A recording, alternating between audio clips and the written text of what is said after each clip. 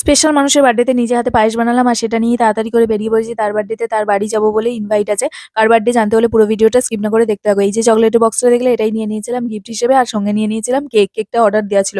তারপর আমি ভাবলাম বার্থডে বয় দরজা খুলবে না। ইন্দ্রদা দরজা খুলেছিল। তারপরে এই যে বার্থডে বয়কে দেখলে আজকে এনারই বার্থডে সমীরদা। আর সমীরদার বার্থডেতে আমিও লাস্ট মোমেন্টে চিকেন কষায় হাত লাগালাম। কারণ অনেকেরই বাড়ি ফেরার তাড়া ছিল। সবারই আমারও ছিল। তো তারপরে নিচে চলে এসেছিলাম। সমীরদা যে প্রজেক্টটা করছে তারই আরকি ডিরেক্টর আর কিছু আর্টিস্ট চলে এসেছে। আর আর্টিস্টগুলোকে আমি চিনি আর ভীষণ কাছের। তারপরে চলে এসেছি আমাদের মাটন বিরিয়ানি অর্ডার দেওয়া ছিল। রাতের মেনু ছিল মাটন বিরিয়ানি আর চিকেন কষা। তো তারপরে এই যে কেকটা ডেকোরেশন দেখছো কতটাই সুন্দর। আমি এইভাবেই অর্ডার দিয়েছিলাম।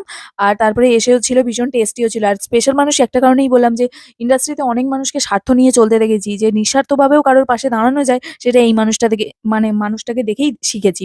তো তারপরে আমার হাতের বানানো পায়েস সেটা খেয়ে নিল। তারপরে এই যে কিরণদার সাথে একটু কথা বলে নিলাম। তারপর আমরা ডিনার করে বেরিয়ে পড়েছিলাম।